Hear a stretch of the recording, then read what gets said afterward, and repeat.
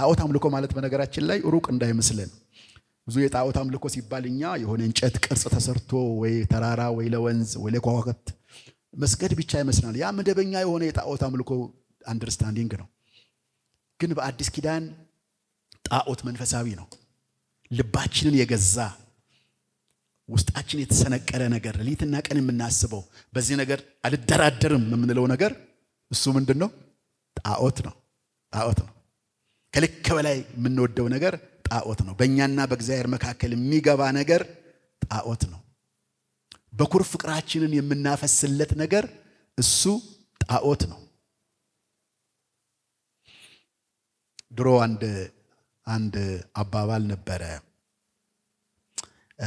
አሁን ብዙ አልሰማም።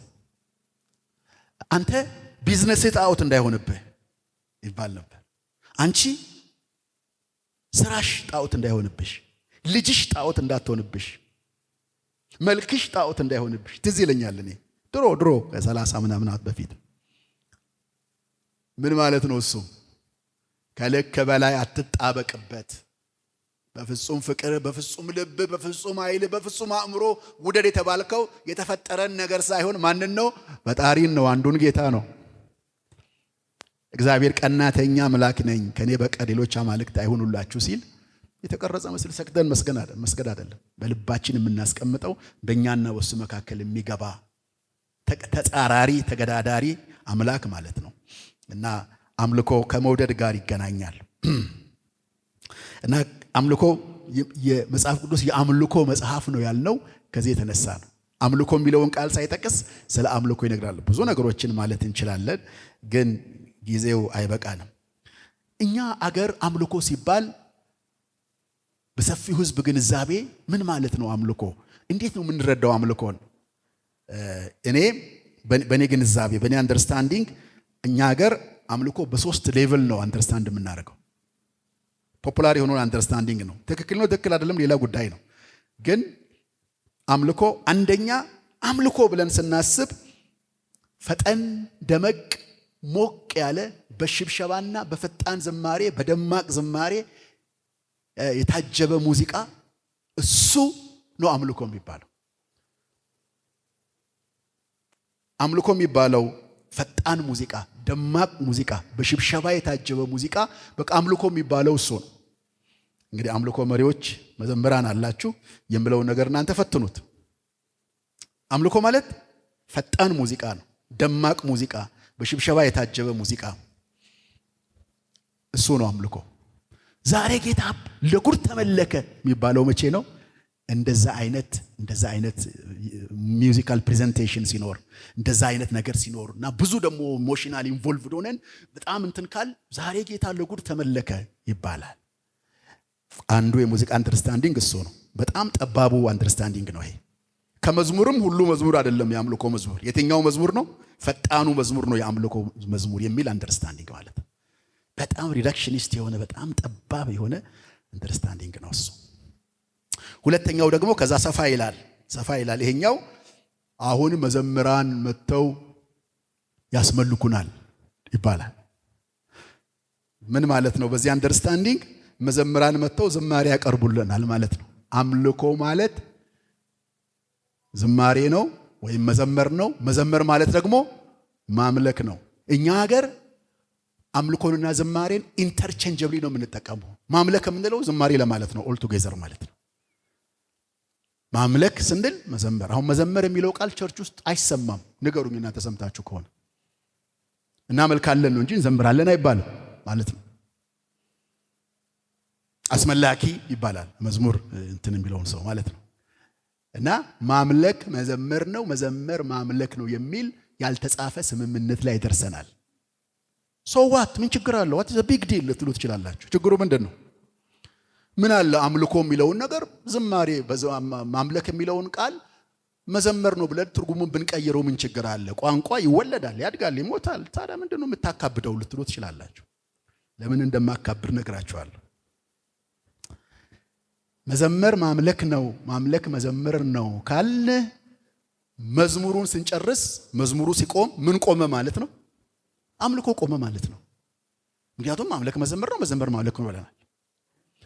መጽሐፍ ቅዱስ እንደዛ ነው ወይ የሚለው?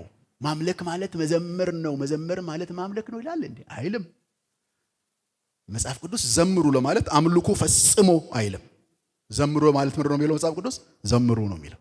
ዘምሩ ለአምላካችን ዘምሩ፣ ዘምሩ ለንጉሳችን ዘምሩ፣ እግዚአብሔር ለምድር ሁሉ ንጉስ ነውና በማስተዋል ዘምሩ መዝሙር 47 ይላል። አዲስ ኪዳን ውስጥ ስንገባም ኤፌሶን 5:18 በመዝሙርና በዝማሬ በመንፈሳዊ ቅኔ ለእግዚአብሔር ተቀኙ፣ ለእግዚአብሔር ዘምሩ ይላል።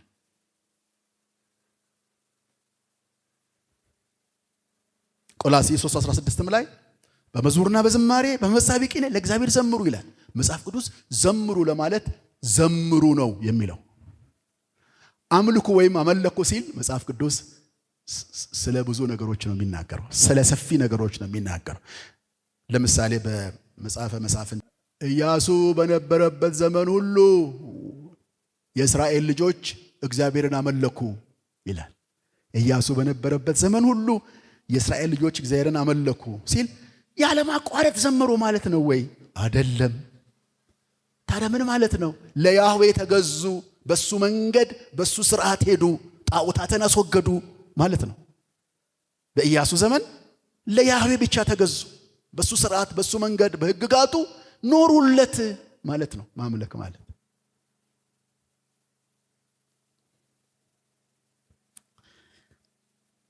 ይሄ ትንሽ ከቅድሙ ይሻላል ማለት ነው። ፈጣን ሙዚቃ ብቻ ነው ከሚለው ዝግ ያለውንም ፈጣኑንም ስንዘምር ማምለክን መዘመር ነው፣ መዘመር ማምለክ ነው እንዳልኳችሁ ማለት ነው። ሶስተኛው ደግሞ ከዚህ ይሰፋል። የቤተ ክርስቲያናችን የአምልኮ ጊዜ ዘወትር እሁድ ከጠዋቱ 4 ሰዓት እስከ 6 ተኩል ነው።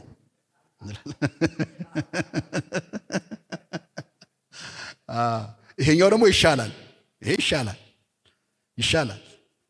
ይሄም አምልኮ ነው፣ ልክ ነው። ከቅድሙ ይሻላል። መዝሙሩም፣ ጸሎቱም፣ ቃሉም፣ ፌሎሺፑም፣ ለጌታ ቤት መስጠቱም ሁሉንም ነገር ያጠቃለለ ነው። ግን ይሄም የተወሰነ ነው። ከ4 እስከ 6 ተኩል ብቻ ያደረገው ይሄ ስም አለው። የጉባኤ አምልኮ ነው የሚባለው። ይሄ ኮርፖሬት ወርሺፕ ኦር ኮንግሪጌሽናል ወርሺፕ ይባላል። የጉባኤ አምልኮ ነው የሚባለው እንጂ ይሄም እንኳን ብቻውን እሁድ መተን የምናደርገው ነገር በሙሉ ብቻውን አምልኮ ነው ብሎ ማለት አይቻልም። አምልኮ አያቋርጥም። ጌታ ወደ ልባችን ከገባ በኋላ በህይወታችን የማያቋርጥ አምልኮ ጀምሯል። የማያቋርጥ አምልኮ ጀምሯል።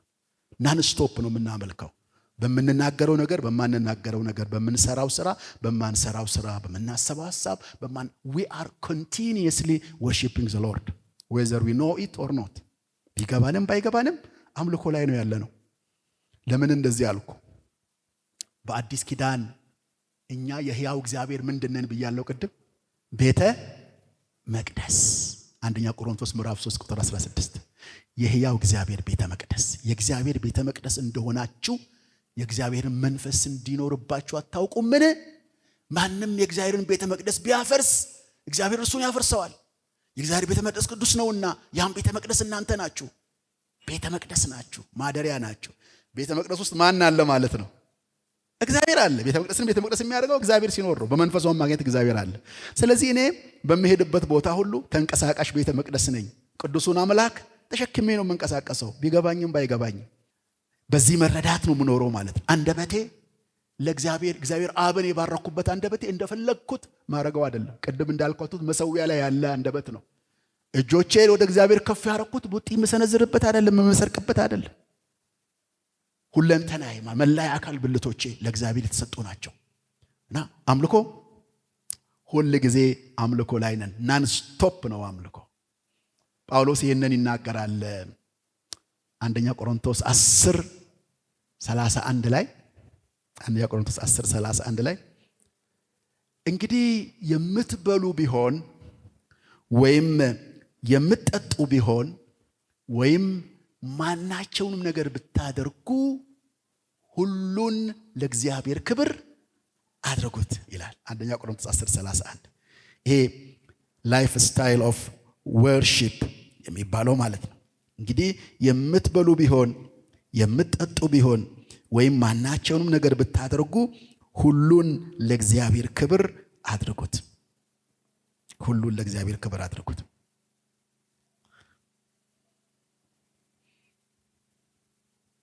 ስለዚህ ለዚህ ነው መዘመር ማምለክ ነው፣ ማምለክ መዘመር ነው የሚለው ቃል የሚያሳስተው ለዚህ ነው። በዝማሬ እግዚአብሔርን እናመልካለን ማለት እንችላለን። በዝማሬ እግዚአብሔርን ከፍ ከፍ እናደርገዋለን፣ በዝማሬ እናከብረዋለን። አሁን የዝማሬ ጊዜ ነው ብላል።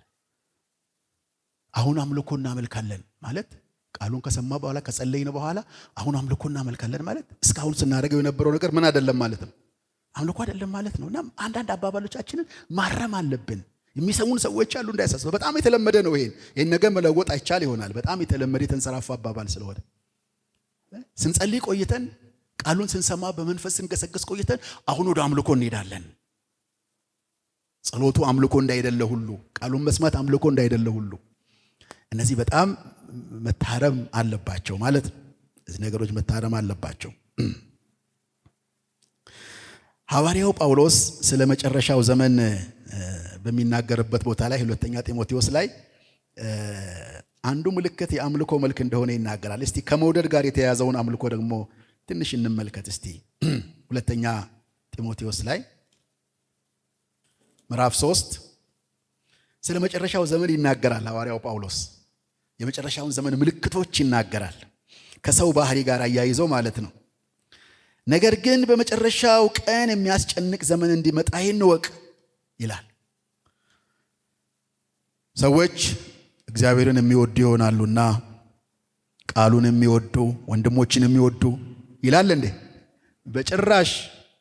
ሰዎች ራሳቸውን የሚወዱ ይሆናሉና በመጨረሻው ዘመን ገንዘብን የሚወዱ፣ ትምክህተኞች፣ ትዕቢተኞች፣ ተሳዳቢዎች፣ ለወላጆቻቸው የማይታዘዙ፣ የማያመሰግኑ፣ ቅድስና የሌላቸው፣ ፍቅር የሌላቸው፣ እርቅን የማይሰሙ፣ ሐሜተኞች፣ ራሳቸውን የማይገዙ፣ ጨካኞች፣ መልካም የሆነውን የማይወዱ፣ ከዳተኞች፣ ችኩሎች፣ በትዕቢት የተነፉ ይልና ከእግዚአብሔር ይልቅ ተድላን የሚወዱ ተድላን የሚወዱ ይሆናሉ ይላል። ከዛ የሚገርም ቃል ይናገራል። የአምልኮ መልክ አላቸው፣ ኃይሉን ግን ክደዋል። የመጨረሻው ሰዎች ዘመን ምልክት ይሄ የአምልኮ መልክ ማለት ነው። እግዚአብሔር ደግሞ የአምልኮን መልክ እንደሚቃወም ከማን መስዋዕት ጀምሮ ነው? ቅድም ያየ ነው ከአቤልና ከቃየል መስዋዕት። ከቃየል መስዋዕት ጀምሮ እግዚአብሔር የአምልኮን መልክ ማለት አምልኮ መልክ ማለት ፎርሙ ብቻ ነው፣ ሰብስታንስ ኮንቴንት የሌለው ማለት ነው። ስርዓቱ ይደረጋል፣ ግን ሰውየው ራሱን አይሰጥም፣ ህይወቱን አይሰጥም። ፐርፎርማንሱ ግን አለ። እሱን ነው የሚለው እና እዚህ ቦታ ላይ ሐዋርያው ጳውሎስ በመጨረሻው ዘመን ሰዎች የአምልኮ መልክ ይኖራቸዋል፣ ግን የአምልኮን ኃይሉን አይለማመዱትም፣ ኃይሉን አያውቁትም ማለት ነው። ስለዚህ በእውነተኛ አምልኮ ውስጥ ምን አለ ማለት ነው? በዚህ አባባል ኃይል አለ ማለት ነው። ከዓለማዊነት የሚያወጣ ከምድራዊነት የሚያወጣ እግዚአብሔር ከማይከብርበት ነገር የሚለይ ከዓለም ፍቅር የሚለይ ኃይል አለ። ቅዱስ ፍቅር አለ። ማምለክ ማለት በነገራችን ላይ እኮ በእግዚአብሔር ቅዱስ ፍቅር መለኮስ መቀጣጠል ማለት ነው። እግዚአብሔር የተባረከ ይሁን። አምልኮ ማምለክ ማለት እሱ ነው። እውነተኛ አምልኮ ልባችን በሱ ፍቅር ሲቀጣጠል አምልኮ ማለት እሱ ነው። እውነተኛ ዝማሬም የሚወጣው ልባችን በፍቅሩ ሲቀጣጠል የፍቅር ውጤት መንፈስ ቅዱስ በልባችን እግዚአብሔርን ፍቅር ሲያፈስ ሮሜ 5 እንደሚናገረው አፋችን መቀኘት ይጀምራል። በቃል መግለጥ አንችልም የሚሰማንን እንትን። ዝማሬ የሚመነጨው በዛን ጊዜ ነው፣ ለዝማሬ ተጠርተን ከሆነ ማለት ነው። አለዛ በሰው መዝሙር እናመልካለን ወይም ደግሞ በጸሎት እግዚአብሔር እናከብራለን። ግን በቅዱስ ፍቅሩ መለኮስ መቀጣጠል ነው አምልኮ። ተቃራኒው ደግሞ ጣዖት አምልኮ ነው። ዝማሬ ያልኳችሁ እንጂ ሰዎች የሚዘፍኑትም በዓለም ፍቅር ሲይዛቸው ነው። የተቃራኒ ጾታ ፍቅር ዘፈን በሙሉ እዛ ላይ ነው የሚያተኩረው እንደምታዩት። እኛም በመንፈስ ቅዱስ ስንነካ መንፈስ ቅዱስ የእግዚአብሔርን ፍቅር በልባችን ሲያፈስ ዓለምና የዓለም ክብር የዓለም ምናምን እንደ ምናምን ጳውሎስ እንደሚለው እንደ ጉድፍ ነው የምንቆጥረው። ልባችን በዚህ ቅዱስ ፍቅር ይቀጣጠላል። ከዛ በኋላ መዘመር እንጀምራለን። ካንተ የሚበልጥብኝ የለም፣ እወድሃለሁ እጅግ አብዝቼ እንዳለ ቃላቶች አሉ ያጥሮናል ማለት ነው። እና በቅዱስ ፍቅሩ መለኮስ አምልኮ ነው። ሰይጣን የሚዋጋው በዋናነት ልባችንን በመንደፍ ይህንን የፍቅር ምንጭ ማድረቅ ነው። ዝማሬ የሚፈልቅበትን፣ ቃሉ የሚፈልቅበትን፣ ጸሎት የሚፈልቅበትን፣ አገልግሎት ደስ ብሎን ያንን ጄኔሬተር ከምንጩ እንትን ማድረግ ነው፣ መንደፍ ነው። በዚህ ዓለም ሲስተም ያንን ነው የሚያደርገው። ሰይጣን የዚች ዓለም ምን ተብሏል? ገዢ። የዓለም በክፉ ቁጥጥር ስርም አለ ይላል ዲያብሎስ። እና የዓለምን ሲስተም ስትመለከቱ ኢት ኢዝ ናት ክርስቲያኒቲ የሚመች አይደለም፣ ፍሬንድሊ አይደለም። ምናምን ፍሬንድሊ እንደሚሉት ማለት ነው። ኢት ኢዝ ናት ክርስቲያኒቲ ኦር ክርስቲያን ኤቲክስ ፍሬንድሊ አጌንስት ዛት ነው። ሰይጣን ይነድፋል። ስለ ሰለሞን የተባለው አንድ የሚያስደነግጠኝ ቃል አለ። ሰለሞንም በብዙ እንግዳ ሴቶች ፍቅር ተነደፈ ይልና 2 ጊዜ ከተገለጠለት አምላክ ራቀ፣ ጣዖታትን አመለከ። የወደዳቸው ባዕዳን ሴቶች ወደ አማልክቶቻቸውን እንዲያመልክ አደረጉት። 2 ጊዜ የተገለጠለትን አምላክ ተወ። ሰይጣን እንደዛ ነው፣ ይነድፋል፣ በዓለም ፍቅር ይነድፋል። እዚህ ጋር ሐዋርያው ጳውሎስ ለምንድን ነው የአምልኮ መልክ አላቸው ኃይሉን ግን ክደዋል ያለው ብዬ ሳስብ ከላይ ያላቸውን ነገሮች ተመልከቱ። ሰው በአንደኛ ደረጃ የሚወደው ማንን ነው? ቅድም እንዳየ ነው ራሱን ነው። ማንን የሚወዱ ይሆናሉ ነው የሚለው? ራሳቸውን የሚወዱ ይሆናሉ ይላል። ይሄ ከክርስትና አስተምሮ ጋር ፊት ለፊት የሚላተም ባህሪ ነው። ክርስትና ራስን ውደድ አይደለም የሚለው። ሊከተለኝ የሚወድ ቢኖር ራሱን ይውደድ ነው የሚለው። ምንድን ነው የሚለው? ነገሩኛ ራሱን ይካድ። ሊከተለኝ የሚወድ ቢኖር ራሱን ይካድ፣ መስቀሉን ተሸክሞ ዕለት ዕለት ይከተለኝ። ነፍሱን የሚወድ ያጠፋታል፣ ነፍሱን ስለ እኔ የሚያጠፋ ያገኛታል። ሰልፍ ዲናያል የክርስትና ዋናው ነገር ነው። ኢት ቢጊንስ ዜር ማለት ነው፣ ራስን በመካድ ነው። ይሄ ለሞደርን ሰው የሚመች አይደለም። በጣም በዚህ ሰልፍ ኢሜጅ ቢልዲንግ ምናምን ራስን ምናምን ባለበት በዚህ ዘመን ላይ ይሄ ትምህርት ፖፑላር አይደለም፣ አይሰበክምም፣ ተወዳጅም አይደለም፣ አንፈልገውም። ራሳችንን መሸጥ የሚባል ነገር አለ አይደል? በቸርች ውስጥም አለ። እንደምንም የራሴን ነገር በዚህም በዛም ብዬ መካፍ ከፍ ማድረግ፣ እንደዛ ተጽዕኖ መፍጠር። ግን አዲስ ኪዳን ሊከተለኝ የሚወድ ቢኖር ራሱን ይካድ፣ መስቀሉን ተሸክሞ ዕለት ዕለት ይከተለኝ። የመጨረሻው ዘመን የዲያብሎስ ስብከት ደግሞ ራስን ውደድ፣ ቀጥሎስ ገንዘብን ውደድ። ገንዘቡን ውደድ ነው የሚለው። ገንዘብን የሚወዱ ነው የሚለው። ይህም የተያያዘ ነው፣ ከራስ መውደድ ጋር የተገናኘ ነው። ሌሎቹ ከታች የተዘረዘሩት ሁሉ በዋናነት ራስ መውደድ ከሚለው ጋር የተያያዙ ናቸው። ገንዘብን ከመውደድ ጀምሮ እስከ መጨረሻው ያሉት ማለት ነው። ገንዘብ ነጮቹ እንደሚሉት በጣም ጥሩ አገልጋይ ነው፣ መጥፎ ጌታ ነው። ጥሩ ያገለግላል፣ ቤተክርስቲያንን እንገለገልበታለን፣ ለአገልግሎት ይውላል፣ ለብዙ ነገር አስፈላጊ ነው ገንዘብ። ነገር ግን ደግሞ ጌታ ካረግነው ደግሞ አስጨናቂ ነው። ጥሩ አገልጋይ ነው፣ መጥፎ ጌታ ነው። ለዚህ ነው ገንዘብን መውደድ የክፋት ሁሉ ስር ነው። መውደድ የሚለውን እንዳትረሱ። ገንዘብ የክፋት ሁሉ ስር አይደለም። ገንዘብ በጣም አስፈላጊ ነው። እግዚአብሔር የተባረከ ይሁን። በገንዘብ ልናደርግ የእግዚአብሔር መንግስት እናስፋለን፣ ብዙ ነገር እናደርጋለን ገንዘብን በአግባቡ ስንጠቀም። ነገር ግን ገንዘብ ስንወደው ጣዖት ስናደርገው ያሽከረክረናል ማለት ነው። መጥፎ ጌታ ነው። እንቅልፍ ይነሳናል፣ ሰላም ይነሳናል፣ እምነታችን ለድርድር እንድናቀርብ ያደርጋል። አደገኛ ነው።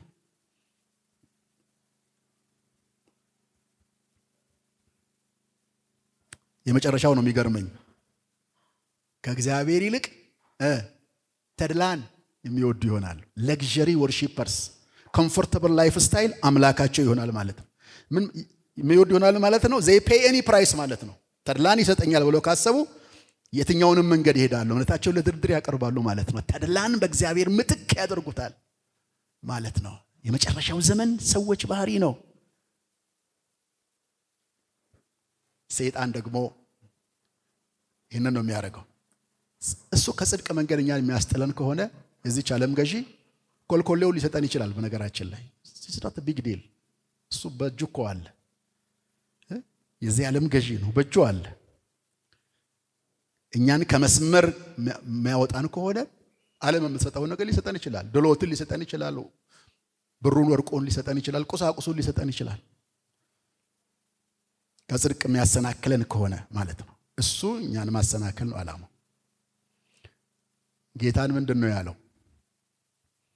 ከጾመ በኋላ 3 ፈተናዎች ፈተነው። መጀመሪያ ይህንን ድንጋይ እንጀራ አድርገህ ብላ አለው። አዳሜን እየጠለፈ በሚጥልበት በእንጀራ እሱንም ሊጥለው ማለት ነው። ጌታ ምን አለው? ሰው ከእግዚአብሔር አፍ በሚወጣ ቃል ሁሉ እንጂ በእንጀራ ብቻ አይኖርም አለው። ከዛ በመቅደስ ጫፍ ላይ ያወጣውና የሆነ አክሮባት ነገር ሰርከስ ብጤ ብታሳያቸው እነዚህ ሰዎች እንትን ይሉልሃል። ምክንያቱ ደግሞ አንተ ብትወድቅ መላእክት ያነሱሃል። ቃሉ መዝሙር 91ን ጠቅሶለት ማለት ነው። እግዚአብሔር አምላክህን አትፈታተነው ተብሎ ተጽፏል አለ። የመጨረሻ አርሴናሉን መዋጊያ መሳሪያውን አመጣ። ዓለምንና መንግስታትን ክብራቸውን አሳየው ለጌታ ማለት ነው። እንዴት አድርጎ እንዳሳየው አይታወቅም። አሳየው፣ የዓለምን ክብር የዓለምን እንትን አሳየው። ይሄ ሁሉ ለኔ ተሰጥቶኛል፣ ለምወዳቸው እሰጠዋለሁ። ለምወዳቸው እሱ ለሚወዳቸው እሰጠዋለሁ። ወድቀህ ብትሰግድልኝ ይህን ሁሉ የነፍሱ ጥማት አምልኮ ነው። አያችሁ፣ ወድቀህ ብትሰግድልኝ ይህን ሁሉ እሰጥሃለሁ ብሎ የእግዚአብሔርን ልጅ ጠይቆታል። ምን ማለት ነው? የአፕሊኬሽን የእግዚአብሔርን ልጅ ኢየሱስን፣ የሱን ስራ ለማፍረስ የመጣውን ኢየሱስን፣ በኤደን ገነት የተሰረቀውን የጠፋውን አዳም ሪስቶር ለማድረግ የመጣውን ሁለተኛውን አዳም ዓለምንና ክብሯን አሳይቶ ወድቀህ ብትሰግድልኝ እሰጥሃለሁ ካለ እኔንና እናንተን አይለንም? ይለናል አይለንም? ነገር ይለናል። በተለያየ መንገድ ይመጣል። ሲመጣ ደግነቱ ወይም ክፋቱ ቀንድ አውጥቶ ጭራ አውጥቶ አይደለም የሚመጣው። በምንወዳቸው ሰዎች አማካኝነት፣ አብረውን ከሚሰሩ ሰዎች አማካኝነት፣ በምናከብራቸው ሰዎች አማካኝነት ይመጣል። ይሄን ካደረክ ይሄን አደርግልሃለሁ፣ ብትሰግድልኝ ነው ሌላ አባባሉ። በሌላ ቋንቋ እንትን ቢልም ይሄን ታደርጋለህ፣ ይሄን ታገኛለህ። ብዙዎችን ጠልፎ የሚጥልበት አንዱ መንገድ ይሄ ነው። በዓለም ፍቅር፣ በዓለም ነገር ማለት ነው። የመጨረሻው ዘመን እጅግ አስጨናቂ ነው። ታዲያ ማርከሻው ምንድን ነው? ሰይጣን በእንዲህ አይነት ሁኔታ አምልኮን የሚዋጋ ከሆነ ፍቅራችንን ለእግዚአብሔር ያለንን ፍቅር እንደ ሲሪንጅ የሚመጥ ከሆነ ምንድነው ማርከሻው? ምንድነው ማድረግ ያለብን? ቃሉ ምን ይመክረናል? ሁለት ጥቅሶችን ብቻ አነብላችኋለሁ። አንደኛ ዮሐንስ ምዕራፍ 2 ቁጥር 15 ላይ አንደኛ ዮሐንስ ምዕራፍ 2 ቁጥር 15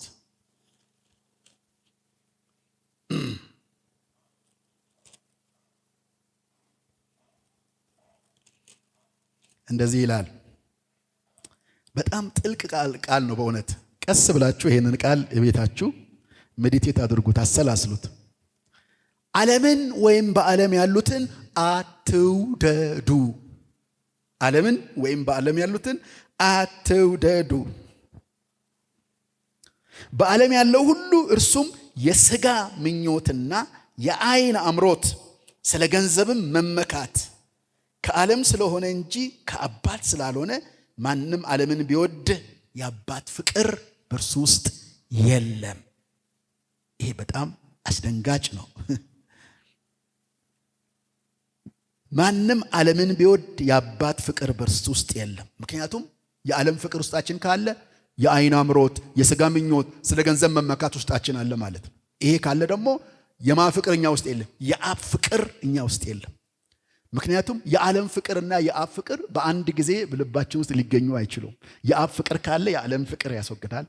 የዓለም ፍቅር ካለ የአብ ፍቅር ኦልሬዲ የለም ማለት ነው። ነጮቹ ሚውቹዋሊ ኤክስክሉሲቭ ይላሉ። እዚህ ቤት ብርሃን እስካለ ድረስ ጨለማ ሊኖር አይችልም። ጨለማ ካለ ብርሃን የለም ማለት ነው። የዓለም ፍቅርና የእግዚአብሔር ፍቅር በአንድ ጊዜ በልባችን ሊኖር አይችልም። ስለዚህ ነው ቃሉ አጥብቀህ ልብህን ጠብቅ፣ የሕይወት መውጫ ከዚያ ነውና ይላል። ዓለምን አትውደዱ ነው የሚለው። ሁለተኛው ጥቅስ ከያዕቆብ ላይ ላንብብላችሁ። ያዕቆብ 4:4 ላይ ያዕቆብ እና ዮሐንስ ስታይላቸው ይለያያል። ያዕቆብ ወንድሞቼ እህቶቼ እያለ ነው የሚናገረው። ይሄኛው ግን ንግግሩ ራሱ ጠንካራ ነው፣ ኃይለኛ ነው። ያዕቆብ እንደዚህ ነው የሚለው። እሱ አመንዝሮች ሆይ ነው የሚለው። ወንድሞች ሆይ አመንዝሮች ሆይ ዓለምን መውደድ ለእግዚአብሔር ጥል እንዲሆን አታውቁምን? እንግዲህ የዓለም ወዳጅ ሊሆን የሚፈቅድ ሁሉ የእግዚአብሔር ጠላት ሆኗል። አንድ ነው ቋንቋቸው፣ ግን የዚህኛው ጠንካራ ነው። አመንዝሮች ይላል። ለቅዱሳንን ነው አመንዝሮች የሚለው፣ ቤተ ክርስቲያንን ነው የሚለው። ምን ማለት ነው እሱ? ቤተ ክርስቲያን ለአንድ ሰው ታጭታለች፣ ለአንድ ሰው ተሰጥታለች። ማን ነው እሱ? ኢየሱስ ክርስቶስ። ጳውሎስ ለአንድ ወንድ አጭቻቸዋለሁና እንደ ንጽሕት ድንግል ለክርስቶስ ላቀርባችሁ ይላል። ለአንድ ወንድ ቤተ ክርስቲያን ለክርስቶስ ተሰጥታለች። ራሱን የሰጠላት ደሙን ያፈሰሰላት ጌታ የክርስቶስ ሙሽራ ነች። ለክርስቶስ የተለየች ነች።